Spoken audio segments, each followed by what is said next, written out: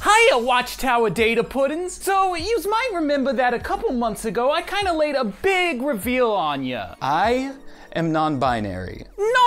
No. That wasn't it. It was in that video though. Making up for some storytelling choices from the past that may have been a bit questionable, Paul Dini and Pat Cadigan's Mad Love modernized the tale in a way that turned Harley into a much more capable and cunning character, reminiscent of her more recent counterparts. While keeping its core intact, the book expands on the classic story in many areas. In fact, there's been lots of expansion on Harley's lore in the DCAU since the original Mad Love story was released in 1994. Like, do you know where her pet hyenas Bud and Lou came from? I bet not. There's a bit more to them than being Abbott and Costello references, and you's better not fast forward to that part in the video to find out and drop a comment to act like you got some sense of knowledgeability about you. That'd be cheating. But, you know, do leave some sort of comment and hit the like button too. It'll help us out with that there Don Cheadle.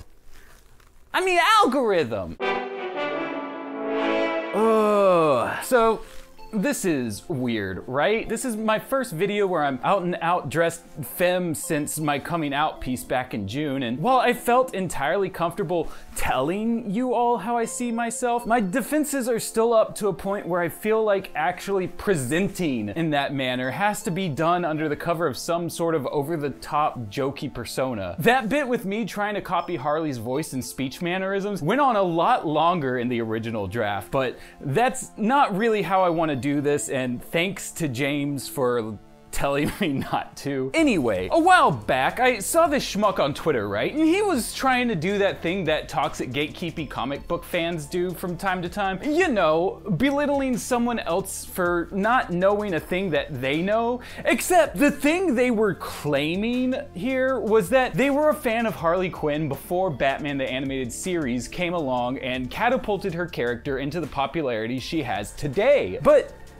see, the problem was Harley didn't exist before her cartoon debut. Someone being wrong on the internet? What a shock. This specific person, though, was conflating Duella Dent, commonly known as Joker's daughter, with Harley because of the similar moniker Harlequin that Duella took on in 1977's Teen Titans number 48. Or maybe it was this Green Lantern villain? Easy enough mistake to make if your whole personality is based around telling strangers on the internet that they're wrong. However, while the identities shared similar names, Harleen Quinzel's first comic book appearance was actually Batman Adventures number 12, which wasn't even a main continuity DC title, but a spin-off title to the animated show. Overall, it wasn't too special of a story, but it did have a few instances of WAP, so I guess Harley was 17 years ahead on that one. That said, in order to avoid any further confusion on the matter, before we get into Harley's pre-Joker history, perhaps I should share the ins and outs of the character's creation with you first. Take it away, Mr. Dini. I was doing a Joker episode, the first one I had written,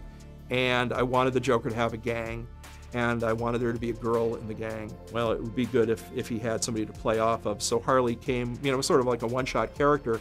Then people liked her, I liked her, so I would put her in other stories. Bruce would say, like, what, Harley again? We're gonna put the girl in there again? I go, yeah, well, she's sort of cute. And the other directors came to like her, and then Bruce and I sat down over lunch one day and we came up with an origin story, and we did that as a comic book, and that really sort of grounded the character, the sort of reality of where she fit into the Batman universe. While writing Joker's favor, Paul Dini drew inspiration from Adam West's Batman and felt it could be fun to give Joker a hench girl reminiscent of that show's Penguin and Riddler, as well as his longtime friend Arlene Sorkin, who he had seen in a fantasy sequence on Days of Our Lives playing a jester. Okay, two drummer boys going to a bar. Ba-dum-ba-dum-bum. Boy, you're a rough crowd. Taking the first pass at the character's design, Paul Dini originally envisioned her to look a little something like this, with notes on his original design sheet suggesting inspiration from Betty Hutton, Gloria Graham, and Claudette Colbert. In fact, the Betty Hutton inspiration was referenced as recently as 2020's Batman The Adventures Continue Christmas special. Of course, as some of you might know, Dini isn't credited as the sole creator of Harley Quinn though. When he showed his design to Bruce Timm, Bruce simply laughed and said, "That's going right into the blackmail file," before working up the design that we know and love today. Okay, not this, but the one James is about to put on the screen over me while I'm saying this sentence. As with most characters, when they're initially created, Harley's backstory wasn't fully developed in time for her first appearance. And there seem to be some clues in that first episode that suggest that the character could have ended up going an entirely different route. Oi, beauty school's starting to look pretty good about now. However, rather than being left alone as a one-shot character like she was originally intended, Paul kept coming up with new Harley stories to the point where Alan Burnett finally had to tell him they can't all be Harley stories while they were working on Mask of the Phantasm. With continued use, Harley's popularity began to grow, and with the introduction of her backstory in Batman Adventures Mad Love, fans would begin to see her less as just another henchman and more so as a character that many of them could relate to, or at the very least, sympathize with. A woman stuck in a cycle of abuse who just couldn't find it in herself to cut the cord and move forward. Over time, Harley would become less about her proximity to the Joker as her popularity grew and she was molded into a more well-rounded character through additions to her history by tons of talented writers. While those writers continued to move her forward, there were also plenty of tales over the years that fleshed out her backstory even more than the original Mad Love comic did. And that's what we'll be focusing on here. Though rather than diving into the comics counterpart, today we're gonna hyper focus on her animated version from childhood all the way up to when she first dons the costume. Because much like Smitty Werberman Jensen and Nigel Uno, animated Harley is #1. Showtime, everybody! Engagement. They can talk all they like. That means everything. Don't forget that. You heard it, folks! As alluded to before when I mentioned multiple writers, Harley's story is split across a plethora of different tales that we'll be trying to stitch together as seamlessly as possible. Some of these entries, such as Batman Gotham Adventures, Gotham Girls, or Batman and Harley Quinn, only add small details, but the majority of her story comes from the 2017 Harley Loves Joker, the original comic and animated versions of Mad Love, and the more recent 2018 novelization of that story. It's probably important to note that while Harley Loves Joker was originally attached to the Harley Quinn Rebirth comics as short stories in the back of issues number 17 through 25, both Paul Dini and Brett Blevins have suggested it to be part of the Batman the Animated Series universe. Also important, the recent Mad Love novelization doesn't fit 100% with the version of the character we see on screen throughout Batman the Animated Series and the rest of the DCAU, a point we'll touch again later on, but given Paul Dini's close involvement with the book, as well as the fact that it is an adaptation of Harley's DCAU origin, it would stand to reason that at the very least, the backstory given within could easily be mapped onto this version of the character. So without further ado,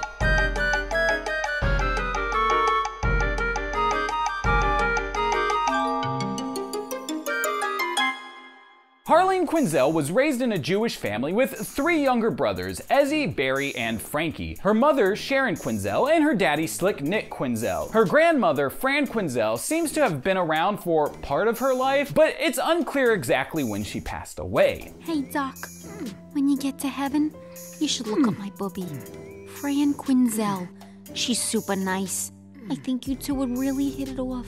Harleen's story begins in the early chapters of Pat Cadigan and Paul Dini's 2018 novelization of Mad Love. Around the time she was 7 years old, Harley's dad was working for New York City gangster Bruno Del Vecchio. But following a series of robberies, Nick decided to turn on the gang and gave up information that would be used to conduct a police raid. The following day, Nick and Harleen spent the whole day together at the amusement park on Coney Island, riding rides, eating junk food, and just generally spending time bonding with each other. Unfortunately, the day would turn sour on their way home as 2 of Del Vecchio's men tracked down and assaulted Nick. Terrified of the violence, Harleen flagged down a police car, but by the time they got back to her daddy, his assailants were gone, and the only person left was known criminal Slick Nick Quinzel. Nick and Harleen were brought into the station where, to Harley's confusion, they treated her dad like he was a bad guy. Once, she would have taken it for granted people in handcuffs were bad guys, but now she knew better. Cops made mistakes, but they never owned up to being wrong. They just kept saying they were right until they forced everyone else to say say they were right too. Harleen looked over at her father and the detectives. How many times were they going to ask him the same questions? Were they going for a world record? This wasn't how the best day ever was supposed to end. Her daddy was supposed to take her home and put her to bed, and she'd be so knocked out she'd sleep through the argument he and mommy would have about his keeping her out so late. Instead, her daddy got punched out by some bad guys, and when she brought the police, they treated him like he was the bad guy. None of them cared her daddy was hurt. No one had said, "That was wrong. They shouldn't have done that to you." Everybody said cops were supposed to protect and help people. Harleen saw now that they only helped some people. Whoever those people were, she and her daddy weren't included. Coming to terms with the realization that the good guys weren't really as good as everybody thought, and still afraid the bad guys would come back, Harleen snuck away from the police station and back to Coney Island. Unfortunately for her, Tony and Spike, Nick's assailants, had a similar idea, and soon to meet them was Bruno Del Vecchio himself. Having intercepted Harleen, the crooks contacted her mother, Sharon, for a ransom. However, Del Vecchio had other plans, and this part is a little uncomfortable, so I don't blame you if you plug your ears for a sec, but Del Vecchio goes, "I want her alive and in good condition when I get back." Harleen still couldn't see, but she felt him examine her knees and then her hands. "The man I'm bringing with me is what you might call a connoisseur of beauty and youth, particularly in those magic single-digit years. You'll pay top dollar for merchandise in good condition." Del Vecchio chuckled. "He can afford it." Now, normally I don't like spoiling the end of things in these videos if I can still avoid it while thoroughly covering the subject, but given that we're only covering Harleen's pre-Joker life, I just want you to know that you can rest assured that this guy gets what's coming to him. Pat Cadigan has worked in the horror genre throughout her time as an author, specifically in the Friday the 13th and Alien franchises, and let's just say she ties up this plot thread in an incredibly gruesome yet cathartic fashion. 10/10 would recommend reading the full book if you get the chance. Armed with the fear of what these men plan to do to her and what that meant for her mother whenever she showed up with the ransom, Harleen figured out a way to slip away from these gangsters and bide her time until there was a loud crack and a splash of blood as Spike's head bent sideways, so sharply his ear hit his shoulder. He keeled over and Harleen found herself staring up at a woman holding the great big strongman hammer in her hands. "Mommy?" Harleen and Sharon returned home to Ezzy, Barry, and Frankie, and Nick Quinzel went to prison. Other than this, we don't know too much more about Harleen's childhood. We're told in the Harley Loves Joker storyline that she once threw a tennis racket at one of the three brothers, chipping his tooth, and then this whole bit from Batman and Harley Quinn. Once, I begged my mom for a cat, but I left the back door open one day and it ran away. And then I begged her for a hamster and I forgot to feed it for like a month. So then she said that maybe I could have a plant. So she got me this itty bitty fern in this cute little yellow pot. And I forgot to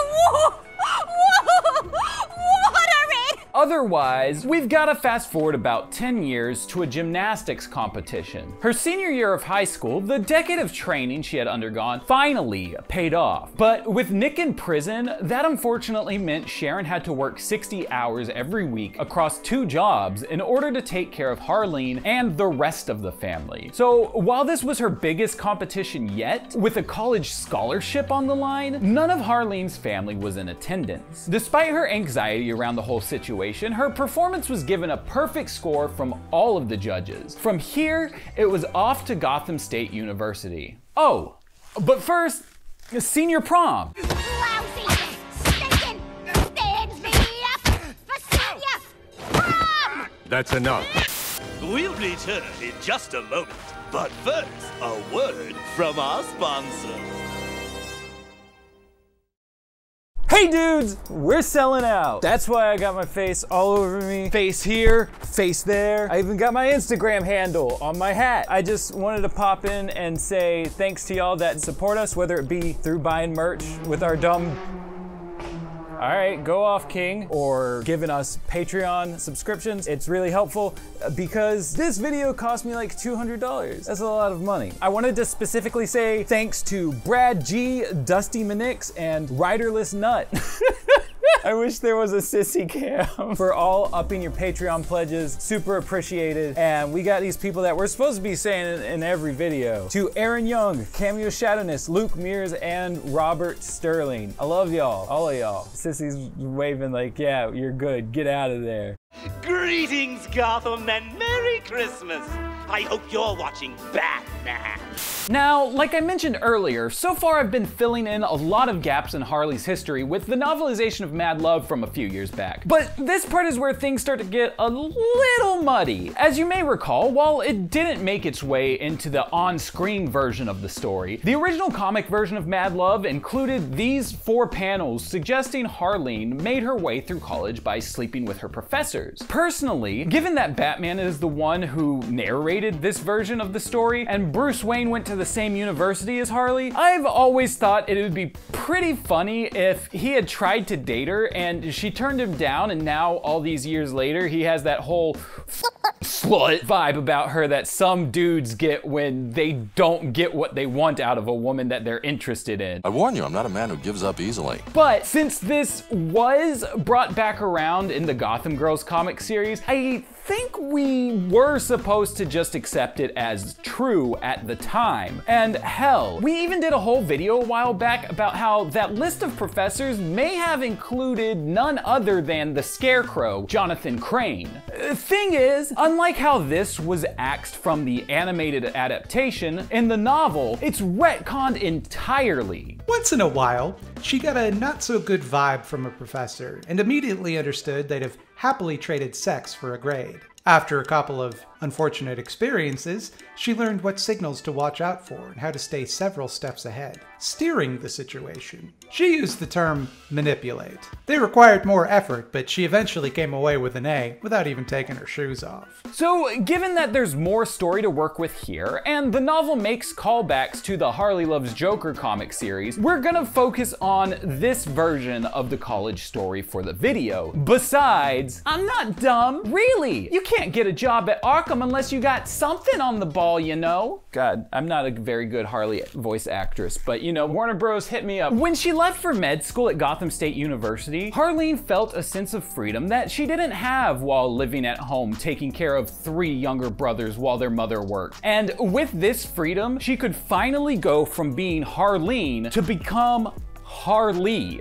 Harleen was an English name that meant meadow of the hares. Harley was the masculine form. "You are neither a boy nor a motorcycle," her mother would tell her in a that's final tone of voice. As she got older, Harley came to understand how seldom her mother got anything her way, so she hadn't fought her. But once she was out of the house, she decided there were now 3 kinds of Harley. The masculine form of Harleen, the motorcycle, and the tough Brooklyn cookie with the gymnastics scholarship. However, as much freedom as she had, college life was a rude awakening. While she had a full scholarship, she still needed a job for food, clothing, books, and other necessities. Not to mention that while her high school grades were great, college was a whole different beast where kids who were ranked in the 99th percentile in high school discovered they didn't quite measure up so well in a setting where everyone else had also been in the 99th percentile. As much as she wanted to lean on her mother's college experience for help, Harley felt it would be unfair given how rough things were back home. Luckily for her, she was able to gain the favor of Dr. Eugene Farrow, a professor from the psychology department. While her grades started off rough, notably receiving a D on her logic midterm her freshman year, over time they began to improve. You know, that book with the headlights and the eyeball gouging. I had to write a paper on it back in college. Got a B-. Meanwhile, Harley took up a job in Gotham S.T.A.R Lab's animal research facility. While they rarely worked together, this is where Harley met her co-worker, Gabriella Matthias, another student who had some sort of weird weasel fixation. Despite their limited exposure to each other, Harley was weirded out by her and thought of her as creepy, unsettling, icky, and overall disturbing. These feelings ended up being fully justified when one night night, after Harley came in late to relieve Gabriella, she found her co-worker attempting to murder one of the weasels in their care, hoping to use Kirk Langstrom's research as a basis for weasel-human genetic commingling. Or perhaps in more well-known terms for DCAU fans, splicing. While Gabriella's work wasn't looked kindly on by S.T.A.R, she was fired, expelled from college, and sent back to Brazil. It's interesting to note that this research facility also seems to be where Harley got her hyenas, Bud and Lou. Told you that part of the video was coming, it's here. It's not really explained how she came into possession of the hyenas though. After all, she wouldn't have been able to take them to work with her at Arkham, and stealing them while she was still at S.T.A.R would have likely ended in similar disciplinary action as her co-worker received. So your guess is as good as mine. Probably wrapped back around and stole them during some Joker crime or something. The babies! We can't leave the babies! I'll buy you a goldfish. Let's go! But Gabriella wasn't the only person that disgusted Harley now that she was living in Gotham. Those feelings also applied to Batman. Much like the police she had dealt with in childhood, everybody told her that Batman was a good guy. And how did they know that? Well, because everybody said so. But unlike those police, Batman was a self-appointed crime fighter who took down the worst criminals, but only by being a criminal himself. Vigilantism was against the law, and Batman, whoever he was, had actually made it into a lifestyle. However, the more she followed Batman's escapades, especially those with the Joker, the more Harley realized Gotham would be a gold mine for anyone working in the psychiatric field. About this time is where things start to blur a bit. Put aside that Harley's been canonically described as a clinical psychiatrist, psychoanalyst, and a psychologist, which, while similar practices have their own distinct differences, when you start digging into the timeline aspect of things, it gets a little bit more confusing. Don't play psychoanalyst with me, boy. For a quick Cliff Notes version, the Mad Love novelization suggests there were about 2 years and a couple of months between Harley first touring Arkham and finally getting to have a one-on-one session with the Joker, whereas the cartoon suggests this occurred in a much shorter amount of time. It took me nearly 3 months to set up a session. Even if we wanted to assume that there were years between Harley touring the Arkham premises and Joker leaving a note in her office, DCAU lore already suggests that would be 5 years rather than 2. And even that seems more like fabricated resume filler given how it would break Poison Ivy's personal timeline since she was in Arkham on Harley's first day. Not to mention that the Mad Love novelization states Joker has been active for 9 years by the time Harley's working at Arkham, and we all know that doesn't work. 7 years ago, this very night, the clown prince of crime, the Joker, was born on this spot.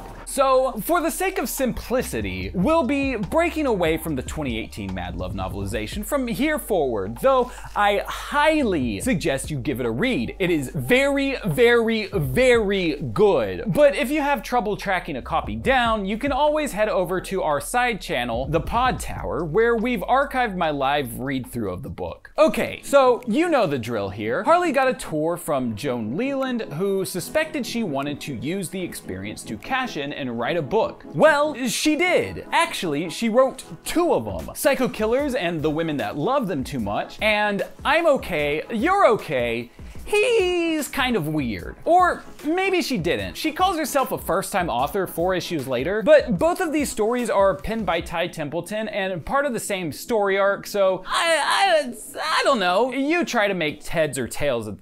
Did I just say Teds or Tails? After securing the job at Arkham, Joker leaves a flower with a note for Harley to come see him, and within 3 months, the two are having one-on-one therapy sessions, in which Harley believes he's revealing secrets to her that he's never told anyone else. Having been primed from an early age to distrust figures of authority, and that having painted her view of Batman all the way back in college, it was easy enough for the Joker to manipulate those feelings, painting himself in a sympathetic light and framing casting Batman as the true villain. But even before their one-on-one sessions, Harley had an infatuation with the Joker that seeped into other facets of her work at Arkham. For instance, on Harley's first day of work, a mother named Jenny Smith was pulled over for speeding and mistakenly taken to Arkham, having been thought to be an escaped inmate with the same name. Jenny was put under Harley's care, and for weeks, her pleas of innocence were ignored as Harley daydreamed about Joker. Yes, I admit it.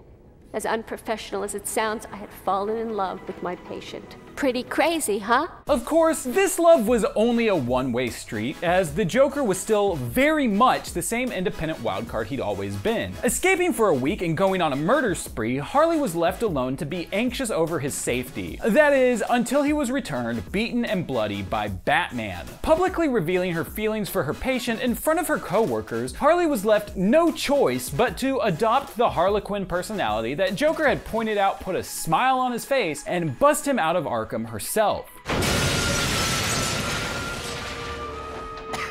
Knock, knock, Puddin'.